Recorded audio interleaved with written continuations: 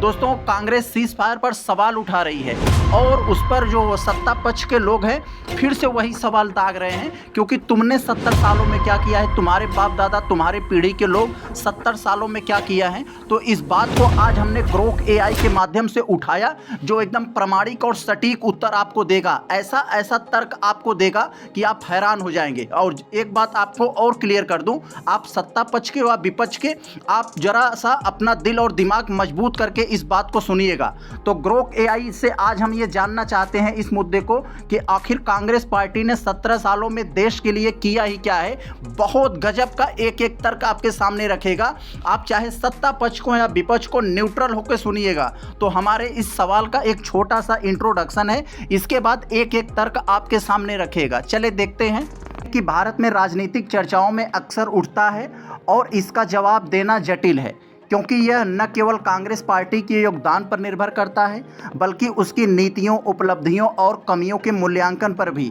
मैं इस सवाल का जवाब निष्पक्ष और तथ्य आधारित तरीके से दूंगा, जिसमें कांग्रेस के शासनकाल 1947 से 2014 तक के विभिन्न कार्यकाल की प्रमुख उपलब्धियों और आलोचनाओं को संक्षेप में शामिल करूंगा। इसमें दोस्तों दोनों हैं, उनकी उपलब्धि और उनकी कमियों दोनों के बारे में बताया गया है। कांग्रेस के 70 वर्षों का योगदान यहाँ पर दिया गया है, जरा ध्यान से सुनिएगा। पहले पॉइंट में दिया गया है स्वतंत्रता के बाद राष्ट्र निर्माण में कांग्रेस की कैसी भूमिका रही। कांग्रेस ने स्वतंत्रता संग्राम में अग्रणी भूमिका निभाई। 1947 में आज़ादी मिलने के बाद देश को एकजुट करने का कार्य किया। जवाहरलाल नेहरू के नेतृत्व में संविधान सभा के माध्यम से 1950 में भारत का संविधान लागू हुआ, जो आज देश की नींव है। बहुत अच्छा। रियासतों का एकीकरण, जैसे जूनागढ़, हैदराबाद, और देश की क्षेत्रीय अखंडता को मजबूत करना एक बड़ी उपलब्धि थी। अब यहाँ दूसरा नंबर पे जो लिखा है संस्थागत ढांचा का उन्होंने क्या योगदान दिया है।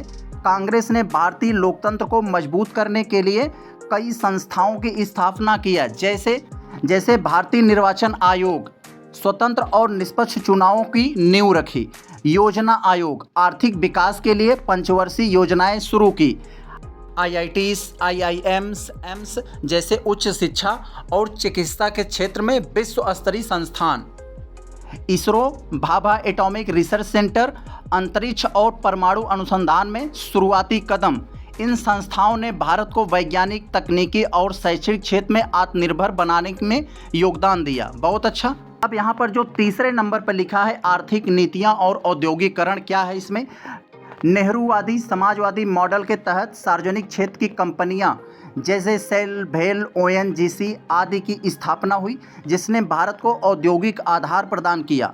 हरित क्रांति 1960 के दशक में भारत को खाद्यान्न उत्पादन में आत्मनिर्भर बनाया। पंजाब, हरियाणा जैसे राज्यों में गेहूं और चावल का उत्पादन बढ़ा। 1991 में मनमोहन सिंह के नेतृत्व में आर्थिक उदारीकरण शुरू हुआ, जिसमें भारत को वैश्विक अर्थव्यवस्था से जोड़ा। कांग्रेस ने सामाजिक समानता को बढ़ावा देने के लिए कई कदम उठाए, जैसे अस्पृश्यता के खिलाफ कानून 1955 यानी छुआछूत के खिलाफ, महिलाओं के लिए संपत्ति में अधिकार, हिंदू उत्तराधिकार अधिनियम 1956, अल्पसंख्यकों और पिछड़े वर्गों के लिए आरक्षण नीतियां, इंदिरा गांधी के समय गरीबी हटाओ अभियान और बैंकों का राष्ट्रीयकरण जो 1969 में हुआ, गरीबों तक वित्तीय सेवाओं को पहुंचाने का प्रयास था। यस। अब देखते हैं यहाँ पांचवें में जो बड़ी बात लिखी हुई है, विदेश नीति में क्या योगदान रहा कांग्रेस का। गुट निरपेक्षता आंदोलन NAM की स्थापना में भारत की भूमिका, जिसने शीत युद्ध के दौरान भारत को तटस्थ और स्वतंत्र विदेश नीति दी। 1971 भारत पाक युद्ध में बांग्लादेश की स्वतंत्रता में महत्वपूर्ण भूमिका। यस। आधुनिक कानून और अधिकार के मामले में क्या योगदान है इनका। सूचना का अधिकार RTI अधिनियम 2005, मनरेगा 2005 और राष्ट्रीय खाद्य सुरक्षा अधिनियम 2013 जैसे कदमों ने सामाजिक और आर्थिक समावेश को बढ़ाया। शिक्षा का अधिकार RTE 2009 ने बच्चों के लिए मुफ्त और अनिवार्य शिक्षा सुनिश्चित किया। और दोस्तों ऊपर हम लोगों ने जो कुछ भी देखा उसका कंक्लूजन यहाँ पर दिखा हुआ है, इसमें आपको बहुत कुछ जानने को मिलेगा। जरा देखते हैं। कांग्रेस ने 70 वर्ष में भारत को एक लोकतांत्रिक, एकीकृत और आत्मनिर्भर राष्ट्र बनाने में महत्वपूर्ण योगदान दिया। संविधान, संस्थान, हरित क्रांति और आर्थिक उदारीकरण जैसे कदमों ने भारत की प्रगति की नींव रखी। हालांकि भ्रष्टाचार, धीमी आर्थिक प्रगति, आपातकाल और तुष्टीकरण जैसे मुद्दों ने इसकी छवि को प्रभावित किया। यह कहना कि कांग्रेस ने कुछ नहीं किया अतिशयोक्ति होगा, लेकिन उनकी नीतियों और उपलब्धियों की तुलना उसकी कमियों और जनता की अपेक्षाओं के साथ करनी होगी।